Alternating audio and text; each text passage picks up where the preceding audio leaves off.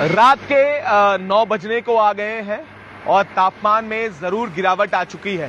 देहरादून का जो मौसम है वो सर्द हो चला है, पर आपको एक बात बताने के लिए हम लाइव इस समय हैं और आपको ये बताने के लिए जरूरी है क्योंकि पहाड़ और मूल निवास की बात लगातार सड़कों पर हो रही है, जिसको लेकर मूल निवास और भू कानून की जो आवाज है वो लगातार जो युवा साथी हैं, जो लोग हैं वो उठा रहे हैं। पर इसको लेकर एक काउंटर हमारे सामने आता है। जब हम हरिद्वार रोड पे चलते हैं तो एक बूढ़ दादी के नाम से यहाँ पर आप एक कॉन्सेप्ट देख सकते हैं जिसमें सारी चीजें जो पहाड़ से कहीं ना कहीं रिलेट करती हैं वो आपको मिल सकती हैं। उसको लेकर एक कॉन्सेप्ट कपिल डोभाल जी ने शुरुआत की है।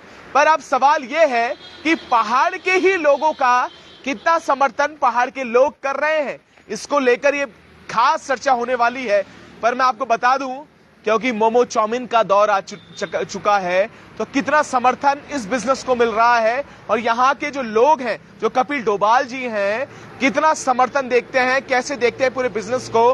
क्योंकि ये जरूरी है, क्योंकि हमारे पहाड़ की जो खोई हुई जो चीजें हैं उसको लाने का काम कपिल डोभाल जी ने किया है। जो आज 60 वर्ष पूर्व जो चीजें खो चुकी थी उसको फिर से जीवित करने का कार्य कपिल डोभाल जी कर रहे हैं। पर कितना इंटरेस्टेड युवा नजर आता है, कितना इंटरेस्टेड लोग नजर आते हैं, वो इनकी जुबानी ही सुनेंगे। डोभाल जी, पहले तो बहुत स्वागत है आपका उत्तराखंड हलचल में। डोभाल जी, सबसे पहला प्रश्न ये है, पहाड़ के लोग पहाड़ के व्यंजनों का कितना समर्थन करते हुए नजर आते हैं? हम थोड़ा अगर फ्लैशबैक में चलें तो हमारा मुख्य नारा था, कोदा झंगोरा खाएंगे उत्तराखंड राज्य बनाएंगे।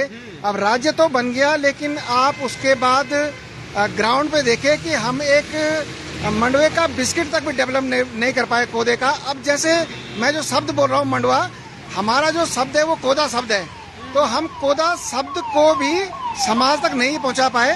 तो इसी से आप अंदाजा लगा सकते हैं कि अभी जो हमारा मुख्य उत्पाद है कोदा झंगोरा, उसके आधा किलो और 1 किलो की पैकेजिंग में आपको मिलेगा। इसका सीधा मतलब हुआ कि इसका कंजम्पशन कम हो गया है, और कंजम्पशन अगर कम हो गया है तो उसका निश्चित रूप से प्रभाव हमारे खेतों में पड़ा है, हमारे गांव में पड़ा है। आज अगर हमारे गांव खाली हो रहे हैं तो उसके पीछे एक कारण और महत्वपूर्ण कारण ये भी है कि खेती से हमारी विमुखता हुई और हम अपने जो उत्पाद हैं उस उत्पादों को नई पीढ़ी तक डिलीवर नहीं कर पाए, जो एक बड़ी चुनौती है। और रोजगार के एस्पेक्ट से ये बहुत ही चिंतनीय प्रश्न है असल में, कि अगर ऐसा मानते हैं कि जो फूड विज्ञानी हैं वो भी ऐसा बोलते हैं कि अगर आप किसी भी शहर में, किसी भी राज्य में हैं और अगर आपको वहाँ पे 3 महीने का समय हो जाता है तो ऋतु प्रबंधन जिसको बोलते हैं या हार्मोनल चेंज जिसको बोलते हैं, तो आपको वहीं के उत्पाद ही आपको सुटेबल होंगे। तो दूसरा क्या है कि रोजगार के एस्पेक्ट में अगर देखें तो जैसे मैं और मेरी पत्नी दीपिका ने एक छोटा सा प्रयास किया, क्योंकि मैं राज्य आंदोलन से लेकर आज तक राज्य के इंटरेस्ट में सोचता रहता हूँ, करता रहता हूँ। अब सफलता असफलता 2 पक्ष हो सकते हैं, लेकिन मुझे ऐसा लगता है कि किसी न किसी को तो करना चाहिए। तो मैं पौड़ी के कलजीखाल ब्लॉक से हूँ। अब मेरे लिए मुनस्यारी या जौनसार बाबर के किसी व्यंजन के बारे में सोचना और ऐसे व्यंजन के बारे फिर उस व्यंजन पे काम करना कि कौन सा व्यंजन हमारे फॉर फ्यूचर में रोजगार के एस्पेक्ट में आगे बढ़ सकता है। लेकिन ऐसे ही हमने जैसे मुनस्यारी से हमने सूप लिया कि अब सूप हम चला सकते हैं। हमने ऐसे ही नीतिमाणा क्षेत्र से एक स्टीम्ड पकौड़ी ली, असल में इंदिरा, वो नीचे हिमाचल तक पहुंचती है। उसके बाद जैसे राबड़ी दिवड़ा सेलकू त्योहार का मुख्य व्यंजन है, हमने वो लिया। नीचे के व्यंजन रवाई से लेके और जौनसार बाबर तक के, इवन की जो हिमाचल तक भी जाते हैं असल में, उसे कई व्यंजनों में काम किया और स्नैक्स रेंज हमने स्पेशली तैयार किया। अभी एक ये चिंतनीय जो हमारे दर्शक है उनके लिए एक चिंतनीय, आप सोचें कि साउथ का व्यक्ति साउथ से इडली खा के चलता है, बद्रीनाथ पहुंचता है, बद्रीनाथ में इडली खा के ही वापस साउथ निकल जाता है। बिल्कुल। अब यहाँ पे ग्राउंड मैं अनुभव के आधार पर बोल रहा हूँ असल में कि हमारा जो पर्वतीय समाज है, जैसे अब 55 ईयर्स या 52-55 साल के ऊपर का व्यक्ति शहर में बहुत ज्यादा इंटरेस्ट नहीं दिखाता इस मसले में। असल में उन्होंने कहा बुला हमने तो बहुत खा रखा है और यही यज्ञ ब्राह्मणी ये खान, तो ये उनका स्टेटमेंट आप मान सकते हैं।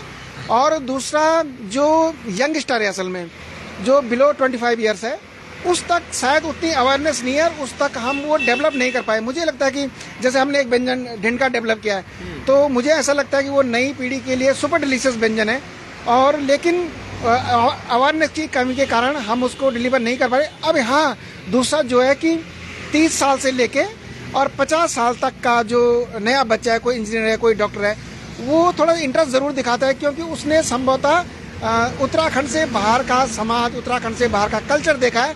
वो संभवतः इस चीज़ को महसूस करता होगा कि हम अपने राज्य में कहाँ इंटरेस्ट स्टैंड कर रहे हैं।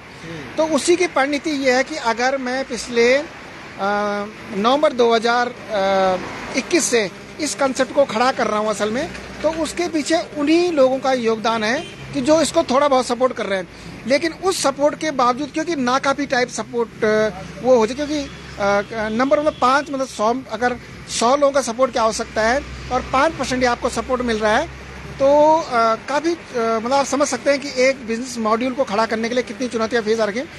अब सबसे बड़ी बात यह कि आप ये देखें, ये चाउमीन मोमो का काउंटर आपको दिखाई दे रहा है। सर एक प्रश्न आपसे जरूर पूछना चाहूंगा, आपकी धर्मपत्नी से भी बात मेरी हुई थी, उन्होंने कहा बड़ा दुख होता है, यहाँ पर लोग आते हैं पहाड़ की बात करते हैं, अब पहाड़ की लेक्चर देने के बाद आधे घंटे के बाद ये कहते हैं कि हमें 1 प्लेट मोमो चाहिए। मैं ये बात इसलिए कह रहा हूँ कि उनके द्वारा ये कहा गया कि मुझे दुख इस बात का होता है, कोई दिक्कत नहीं थी कि अगर वो पहले ही मोमो परोस देते या बोल देते, ऑर्डर कर देते। तो सवाल ये है कि हमारे पहाड़ के बारे में बोलने के बाद वो कहते हैं कि हमें मोमो की 1 प्लेट चाहिए। कितना दुख होता है इस चीज को लेकर, क्योंकि सवाल ये है जिन पे संस्कृति बचाने की बात हो रही थी वो ही संस्कृति को उजाड़ने की बात करते हैं। थोड़ा अब हमारे सामने एक बड़ी चुनौती ये भी होती है कि बेसिकली हम शॉपकीपर हैं असल में, तो हमें वो भी ध्यान रखना पड़ता है कि कोई नाराज ना हो जाए ये। लेकिन महसूस तो करते हैं कि जब हम 5-10 मिनट अपने पहाड़, अपने पहाड़ी कंसेप्ट और अपने पहाड़ी उत्पाद और अपने गाँव के बारे में कन्विंस करते हैं असल में, और उसके बाद घूम फिर के भी यही आता है कि भैया 1 प्लेट मोमो लगा दो, तो थोड़ा सा हमें अकॉर्डनेस तो होती है भले, क्योंकि वो ठीक है, हमें शाम को हमारा दुकान किराया निकल जाता है, हमारा इसका रनिंग कॉस्ट निकल जाता है। लेकिन जिस उद्देश्य से लेके हमने ये शुरू किया था, मेरा ऐसा मानना है कि मैं लंबे समय ज़मीन के मसले में, चकबंदी में लगा रहा, खेती किसानी के उसमें, वो इसीलिए था कि पहाड़ का जो युवा, उसमें मैं भी हूँ, मैं कि हम लोग छोटी सी नौकरी के लिए दिल्ली मुंबई का रुख करते हैं, 8 से लेकर 10,000 की नौकरी के लिए।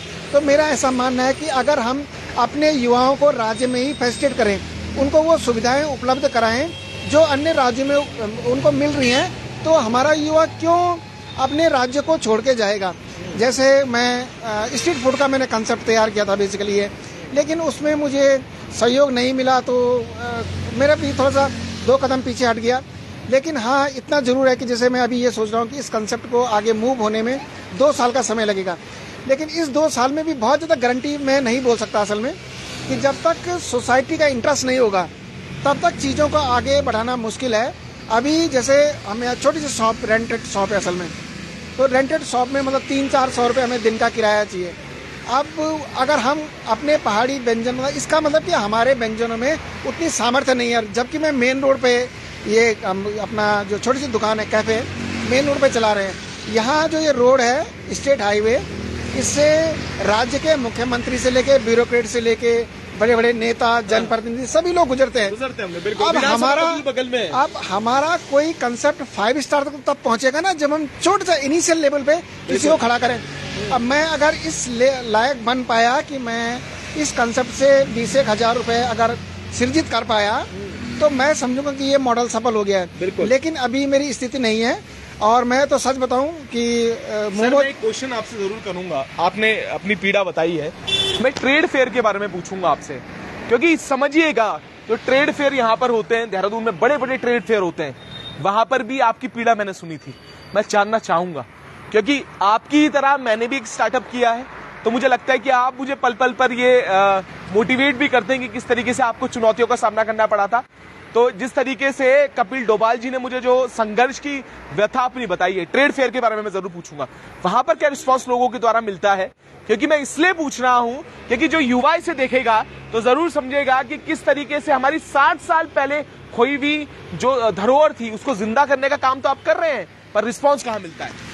जैसे मैं काफी ट्रेड फेयर्स में हम गए, लेकिन बहुत ज़्यादा अपेक्षित रिस्पांस नहीं बोलूँगा मैं। सबसे बड़ी बात यह है कि एक भाव जो दिखना चाहिए, बेसिकली हम एक भाव के लिए खड़े हैं। अगर हम कहीं पे खड़े हैं और ये कह रहे हैं कि हम उत्तराखंड का ऑथेंटिक फूड पे काम कर रहे हैं, तो ठीक है, हर आदमी की अपनी पॉकेट होती है। कभी ये नहीं कि आपको 50 रुपये खर्च करने का नहीं, लेकिन जब तक भाव नहीं होगा, तो मैं देखता हूँ कि भाव बहुत कम लोगों के पास है अपने उसके प्रति, जैसे बेसिकली फूड के प्रति, क्योंकि मेरा ऐसा मानना है कि जैसे अभी हम सांस्कृतिक अपभ्रंश के दौर से भी गुजर रहे हैं। अधिकतर समाज ने ये समझ लिया कि नाचना गाना ही संस्कृति होती है। असल में संस्कृति का जो खान पान है वो भी एक राज्य का अहम हिस्सा होता है असल में, तो हम उसमें पिछड़े हैं। अभी हमें ये समझना चाहिए कि लगभग 5 लाख से अधिक लोग हमारे होटल इंडस्ट्री में काम कर रहे होंगे, लेकिन हम उद्यम के रूप में सफल नहीं हो सके। कई लोग हमारे, जैसे अभी हमारे एक देव रतुड़ी भाई साहब हैं, वो चाइना में दिखाते रहते हैं कि वो उत्तराखंड की संस्कृति को किस प्रकार वहाँ पे दिखाते हैं, लोगों को जोड़ रहे हैं असल में। लेकिन संभवतः हमारे पास इस प्रकार की परिस्थितियाँ नहीं है। अगर ऐसी परिस्थितियाँ होती तो हमारे लक्ष्मण रावत भाई साहब जो इसी गम में बेचारे जो है स्वर्ग सिधार गए, असल में लंबा उन्हें काफ़ी पैसा इन्वेस्ट किया, सफल नहीं हो पाए, और गड़बोज करके उन्होंने क्या था। द्वारिका सिमल भाई साहब हमारे इतने लगे रहते हैं। वो कुक्षाल की रसायन इनकी मैं एग्जांपल दूं, मैं इस पे लिए बोल दूंगा क्योंकि अभी जब आपने पोस्ट डाली थी हाई बॉम्ब को लेकर, आपने ये कहा कि मैंने मोमो की ठेली खोल ली है और मैं ये चाहता हूं कि मेरा जो रोजमर्रा की जो जरूरतें हैं वो इससे पूरी हो जाएंगी। पर कुक्षाल की रसायन जी ने भी आपको कमेंट किया था, वो बड़ा सवाल है। आप सुनिएगा, आप भी सुनिएगा, बताइए क्या कहा। अब जैसे अभी कुक्षाल जी के रसायन जो अच्छा काम उत्तराखंडी व्यंजनों में करते हैं, तो उन्होंने यही कुआं वाले में अपना रेस्टोरेंट खोला, उसमें काफ़ी गणमान्य व्यक्ति आए थे और 4 महीने में ही उसको वाइंड अप करके जाना पड़ा। मेरा ऐसा मानना है कि जो अपीलिंग पर्सनैलिटी है, क्योंकि समस्याएं तो अगर समस्याएं रिजॉल्व नहीं होंगी, समस्याओं का समाधान नहीं निकलेगा। जो समस्याएं आज भी हैं, आने वाले 5 साल बाद भी वो बनी रहेंगी, 10 साल बाद भी वही बनी रहेंगी। और जो लोग काम कर रहे हैं, आप देख रहे हैं कि उत्तराखंडी फूड में हमारा एक प्रतिनिधि शॉप तक भी नहीं है असल में देखा जाए तो। खुकसाल जी के रसायन लोग भी 4 महीने में वो वाइंड अप करके चले गए, बड़ा उनको भी नुकसान हुआ असल में। तो मेरा ऐसा मानना है कि जो राज्य के अपीलिंग लोग हैं, उन लोगों को इसमें थोड़ा सा आगे आना चाहिए। वो अगर अपने युवाओं से अपील करेंगे तो निश्चित रूप से, क्योंकि मैं जमीन के मसले में, खेती के मसले को समझता हूँ पिछले 10-15 साल से, अगर हमारा व्यंजनों की मांग होगी तो हमारे उत्पादों की मांग होगी, हमारी खेती का रकबा बढ़ेगा, हमारे गांव खुशहाल होंगे। तो इस प्रकार की बड़ी चुनौती है। मेरे तो हमेशा निवेदन रहेगा, क्योंकि मुझे लगता है कि क्योंकि मैं भी भगवान की दया से वेल नोन फेस हूँ इस राज्य का, लोग जानते हैं। तो 4-5 लोग मेरे नाम पे दिन के आते हैं कि ये कपिल भाई का शॉप है असल में, लेकिन उन 4-5 लोगों से एक बिजनेस कंसेप्ट को खड़ा करना बहुत चुनौतीपूर्ण मुझे लगता है। मुझे लगता है कि जब तक जैसे हरीश रावत जी ने काफी प्रयास किया। मैं हरीश रावत जी की बात इसलिए पूछ रहा हूँ, राजनीति से जुड़ के इसलिए बोल रहा हूँ। हरीश रावत जी आए, उत्तराखंडियत, पहाड़वाद की बात करने वाले व्यक्ति हैं, उनका क्या रहा यहाँ पर। और उसके बाद पुष्कर धामी जो अभी वर्तमान के मुख्यमंत्री हैं, उसके साथ सतपाल महाराज जी जो टूरिज्म मिनिस्टर हैं, उसके साथ कई मंत्री ऐसे हैं जो लगातार पहाड़ की बात करते हैं। उनको लेकर क्या रिस्पॉन्स रहा? मैं सबसे पहले शुरुआत करूंगा हरीश रावत जी से। जैसे हरीश, जब हमने शुरुआत की थी इसमें तो हरीश रावत जी आए, तो हरीश रावत जी ने भी जरूर, क्योंकि उनको रियल मायने में जो इन्वाइट करने का मेन वो था कि राजनीति से इतर कि वो उत्तराखंडी फूड के ब्रांड एम्बेसडर हैं, मतलब उत्तराखंडी फूड के भगवान मान सकते हैं उनको असल में। तो भगवान को याद करना तो आवश्यक होता है, लेकिन जब वो आए थे उन्होंने भी जरूर ये चिंता की थी असल में कि ग्राउंड के व्यक्ति हैं कि हमारे उत्तराखंड के व्यंजन उतना प्रमोट नहीं हो पाया जितना हमने किया था। अभी मैं देखता हूँ कि जब से वो सीट पे नहीं है तो उतना प्रभाव उनका नहीं पड़ रहा है। लेकिन दूसरा ऐसा कोई राजनेता अभी तक मुझे नहीं दिखा असल में कि जैसे पिछली बार। हाँ, एक जरूर ये बात कहनी पड़ेगी कि इंडियन ईयर ऑफ मिलेट पिछले साल रहा। हम सफल हो या ना हो वो अलग पक्ष हो सकता है असल में, लेकिन उसमें मोटे अनाज के प्रति बहुत जागरूकता तो बढ़ी है। जो एलीट क्लास है, जो अंग्रेजी बोलने वाला है, वो जिसे हम ट्रेड फेयर में लगाते हैं तो बहुत अच्छा रिस्पॉन्स मिलता है असल में, इसमें कोई शक नहीं है असल में। लेकिन अंग्रेजी बोलने वाले एलीट क्लास कितने लोग हैं असल में, क्योंकि जैसे हमें तो यंगस्टर को जोड़ना है असल में, और यंगस्टर जब तक पहाड़ का जो युवा है वो अपने व्यंजनों में इंटरेस्ट नहीं दिखाएगा, तब तक हम इसको रोजगार का सफल मॉडल नहीं मान सकते। मैं फिर एक बार रिपीट कर रहा हूँ कि जो समस्याएं आज हैं, अगर उनका समाधान नहीं होगा तो 5 साल बाद भी यही बनी रहेंगी, 10 साल बाद भी यही बनी रहेंगी। एक सवाल है, कई लोग पूछ रहे थे कि आपके चोरी भी कहीं पर हुई थी, ऐसा कुछ कोई कमेंट में मुझे पूछ रहा था, क्योंकि आप संज्ञान लेने के लिए मुझे कमेंट में कहा है तो मैं जरूर लूंगा। उन्होंने कहा चोरी वो वगैरह भी कुछ हुई थी ऐसा? हाँ, एक बार 2021 में चोरी हुई थी। चोरी का रॉबरी बोलते हैं असल में उसको, कि बंदा सामने खड़ा हो, वो रॉबरी टाइप का।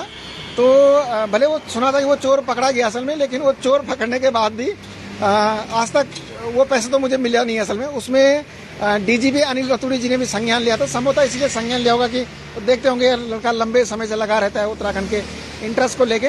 लेकिन कुछ बेनिफिट नहीं हुआ। हाँ, मुझे इतना जरूर है कि जो उत्तराखंडी युवा उत्तराखंड के उत्पादों को लेके या उत्तराखंड में बिजनेस के रूप में आना चाह रहे हैं, वो बहुत सोच समझ के कदम रखें। पहले आप पार्ट टाइम के रूप में शुरू करें, चाहे आप 1 घंटा दें, क्योंकि व्यापार करने के लिए आपको माइंड मेकअप, आपका परिवार का सपोर्ट, आपकी रिश्तेदारी का सपोर्ट, बहुत तरह के, फिर आपकी सोसाइटी का सपोर्ट, लेकिन थोड़ा थोड़ा धीरे धीरे एक प्रयास करना चाहिए। असल में अपना राज्य है, यहाँ परिस्थितियाँ मुफीद है। मेरा ऐसा मानना है कि दिल्ली मुंबई से तो अच्छा है अपना राज्य, और लाख गुना बेटर होगा। असल में अपने लोग हैं, अपने लोगों के बीच काम करना चाहिए। संघर्ष होगा, संघर्ष करेंगे, एक दिन जीत भी होगी असल में, लेकिन करना चाहिए। युवाओं से मेरा आग्रह है, एक तो शर्म छोड़ें, बिल्कुल शर्म ना करें। अगर आपको ठेली लगानी है, आप मेयर से मिलिए, कमिश्नर से मिलिए। और हाँ, उत्तराखंड के जो नीति नियंता हैं, जो नेता हैं, उनसे मेरा विनम्र अनुरोध रहेगा कि जब आप इन्वेस्टर समिट के नाम पे 5 स्टार होटल में बड़े बड़े व्यापारियों को बुलाते हैं, उनको अच्छी ट्रीट देते हैं, तो जो हमारा बच्चा एक ठेली लगाना चाह रहा है, मैं आज तक बात शेयर कर रहा हूँ, मेरा ठेला तो नेशनल हाईवे वाले उठा के ले गए। और ये आज तो मुझे हंसी जरूर आ रही है, लेकिन वो कंसेप्ट, मैं एक कदम पीछे हट गया असल में उस कंसेप्ट से। तो वो ठेला मैंने नीलाम कर लिया, कबाड़ी से लिया था 10,000 रुपये, 2100 रुपये में नीलाम कर दिया। लेकिन मैं, अगर कुछ युवा रियल मैंने में इसमें काम करना चाह रहे हैं, तो मैं उनको, क्योंकि मुझे ग्राउंड पे काम करते हुए, क्योंकि किसी किताब में नहीं लिखा होगा कि आप जब काम करते हैं तो आपको पुलिस चौकी के चक्कर भी काटने पड़ेंगे, 10 लोग मिलते हैं, बहुत मतलब वो सब फेस मैंने देखे हैं।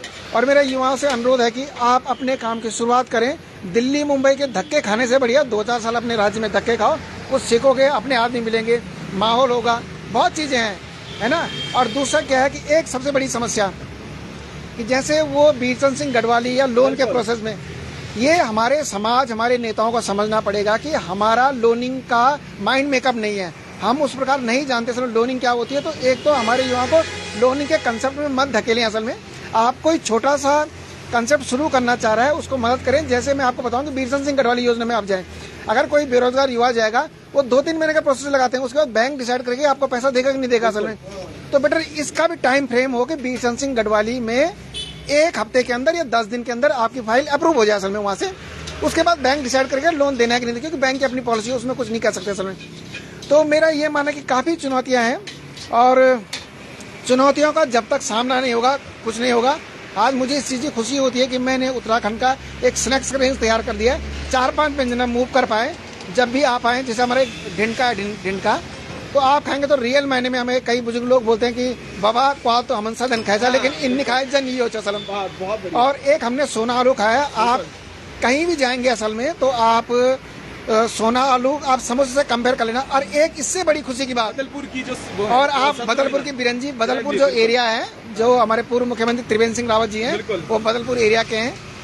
और स्वामी राम जी हॉस्पिटल वाले ये बदलपुर वाले हैं। तो सूर्यकांत दसमाना जी बदलपुर एरिया, तारकेश्वर धाम बदलपुर एरिया में पड़ता है। तो वहाँ का हमने बिरंजी लिया, वो झंगोरे का बनता है असल में, सुपर डिलीशियस, मतलब पोहा का बेस्ट एंड बेस्ट अल्टरनेट। तो अभी मेरे सामने ये भी चुनौती हो रखी है कि कैसे करके इन व्यंजनों को आगे बढ़ाया जाए, ये बहुत चुनौती है। ग्राउंड पे मैं काम करता हूँ, और मैं फिर रिपीट कर रहा हूँ कि जो उत्तराखंड की प्रसिद्ध लोग हैं, जो अपीलिंग लोग हैं असल में, जिनके अपील से 500 लोगों पे प्रभाव पड़ता है, जैसे अभी जमीन के मसले नरेंद्र सिंह नेगी ने बोला, तो समाज आ गया।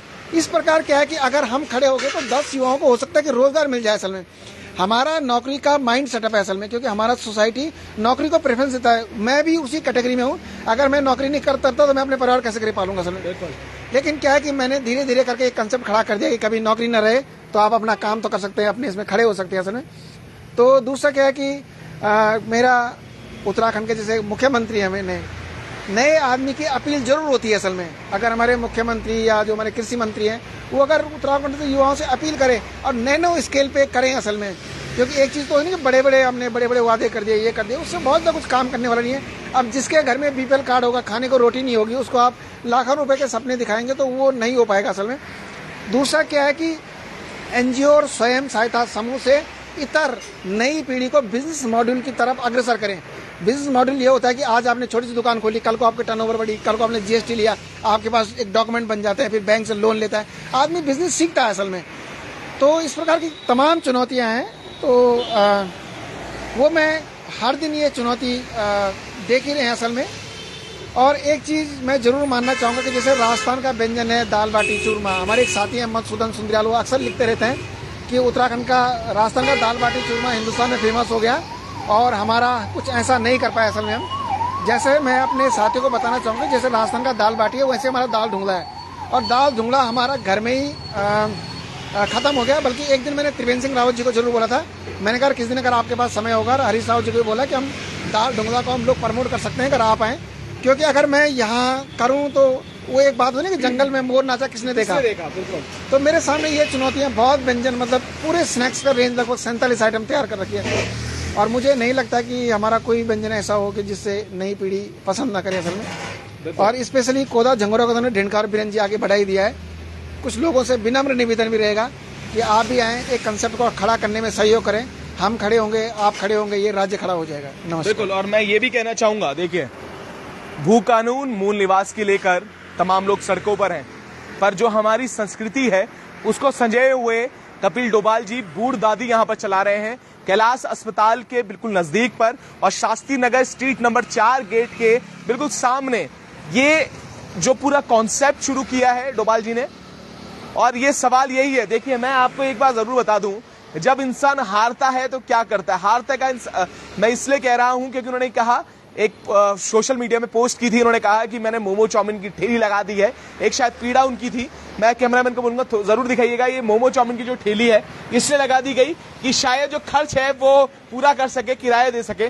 पर हमारे साथ अंदर हम जब जाएंगे तो एक पूरा कॉन्सेप्ट के साथ और लोग भी हैं जो ये पूरे व्यंजनों का स्वाद लेते हुए नजर आते हैं। और ये देखिएगा ढिंडका और जो सोना आलू है वो यहाँ पर है, तो ढिंडका यहाँ पर है और हमारे साथ एक व्यक्ति है मनीष गोनियाल जी। गोनियाल जी, ढिंडका आप खा रहे हैं, कैसा लग रहा है, और जो संस्कृति है पहाड़ की उसको लेकर क्या कहेंगे आप? देखिए, आज जब मैं यहाँ से रास्ते से जा रहा था तो मैंने एक रेस्टोरेंट देखा, बूढ़ दादी, तो अपने गढ़वाल की संस्कृति जो मुझे लगी, जो यहाँ का व्यंजन मैंने देखा तो मुझे बहुत स्वादिष्ट लगा। मैंने यहाँ पर अपनी गाड़ी रोककर जब यहाँ पर बैठा खाने के लिए तो मुझे अपने पहाड़ की याद आ गई, जो पहाड़ की संस्कृति, जो हमारी कोरा जंगोरा खाएंगे, जो उत्तराखंड बनाएंगे, तो वो स्वाद यहाँ पर है। आजकल का जो भविष्य है, जो बच्चे हमारे हैं जो मैदा खाते, मोमो चाउमीन खा रहे, तो उनसे उनकी सेहत भी खराब हो रही है। और जो पहले के जवान थे, पहले के बूढ़े थे, पहले के बच्चे थे, कितने टाइम तक जी रहे थे, पर आज के बच्चों में बीमारी ज्यादा बढ़ रही है। क्यों? मोमो चाउमीन से। पर जो आज की जो हमारे व्यंजन, जो मैंने आज ये देखा, तो मैंने जो संस्कृति है, अगर संस्कृति में हमारे बच्चे ये खाना शुरू करेंगे तो भाई उनकी सेहत पहले जैसी, जो पुराने बूढ़े परदादा हमारे चलते थे 75, 80, 90 साल जो जीते थे, बिल्कुल वो इसी स्वाद से जिएंगे और यही स्वाद रहेगा। पर मेरा एक कहना यह है कि जो बड़े बड़े नेता दावे करते हैं कोरा जंगोरा खाएंगे, खाली उनके बोल पे है, धरातल में कुछ नहीं है। अगर वो संस्कृति बचाना चाहते हो, पहाड़ को बचाना चाहते हैं, तो ये चीज लागू करें ना, मोमो चाउमीन हटाकर बिल्कुल हर उसमें रोजगार में अपनी एक ऐसी नियम कानून लागू कर दें कि भाई इसमें हो तो उनको लोन भी जल्दी पास हो सके। एक लोन उनके लिए ऐसा लाएं, एक संस्कृति ऐसा करें कि भाई उनको पास हो, गरीबों को पैसों की कमी ना हो, और वो जल्दी अपने रेस्टोरेंट खोलकर ऐसे ऐसे उत्पाद करें कि आने वाली पीढ़ी हमारे भविष्य, जो बच्चे हमारे सुधर सके। और जो मोमो चाउमीन हटाकर ऐसी ऐसी चीजें खाए, कंगोरा जोगर खाए, जो अपने पहाड़ की संस्कृति है, पहाड़ के उत्पाद है, वो खाए, तो उसमें उनकी सेहत भी बढ़िया रहेगी और तंदुरुस्त भी रहेंगे और कोई बीमारी नहीं पकड़ी जाएगी। जैसे शुगर हो गया, आजकल बीपी हो रहे बच्चों को, तो वो चीज हटेंगी। वो कहाँ से हो रही है? आपकी चाउमीन और मोमो जो इत्यादि जितनी मैदे वाली चीजें उनसे हो रही है। बिल्कुल, बहुत शुक्रिया गोनियाल जी। पर मैं आपको बता दूं कि यहाँ पर जिस तरीके से आप आगे आप चलेंगे तो हम आपको बता दें कि यहाँ पर रिस्पना पुल से जब आप यहाँ पर आएंगे, जो कि ये पूरा एरिया जो है जहाँ पर ये हॉस्पिटल यहाँ पर है, कैलाश हॉस्पिटल, उसके बीच में बूढ़ दादी का जो पूरा ये जो शॉप है, जो दुकान है, और एक कॉन्सेप्ट जो शुरू किया है आप सामने देख सकते हैं। पर ये आप इसलिए कह रहा हूं कि हमें संस्कृति बचाने से पहले इन लोगों का समर्थन करना होगा। हम भू कानून, मूल निवास को लेकर उन लोगों का समर्थन करना होगा जो लोग लगातार संस्कृति और इस चीजों में काम कर रहे हैं। तो जैसे ही आप रिस्पना पुल से आगे बढ़ेंगे और कैलाश अस्पताल की तरफ आप आगे बढ़ेंगे तो यहाँ पर बूढ़ दादी जो है यहाँ पर आपको मिलेगा। आप जरूर आइए, और देखिए, और जितने वर्तमान में मुख्यमंत्री हैं और नेता हैं, उन्हें जरूर सोचना होगा कि मूल निवास और जो तमाम लोग हैं जो ये बात कर रहे हैं, उससे पहले जो संस्कृति सजाए हुए हैं जो पूर्व में खो चुकी है, उसको जिंदा करने की एक कोशिश कपिल डोभाल जी ने की है।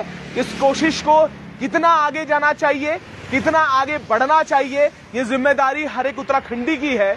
और कितने लोग इसे आगे शेयर करते हैं, यहाँ पर आते हैं, ये जिम्मेदारी उन लोगों की है। हमने ये कोशिश की है कि कपिल डोभाल जी की जो मेहनत है वो सबके सामने आए और हम सबको दिखा सके कि किस तरीके से एक बूढ़ दादी का जो कॉन्सेप्ट है जिसको लेकर कपिल डोभाल जी आगे बढ़ रहे हैं। हम भी लगातार पूरी खबरों के साथ आपको अपडेट करेंगे। तब तक के लिए ऐसे जुड़े रहिएगा और देखते रहिएगा उत्तराखंड हलचल।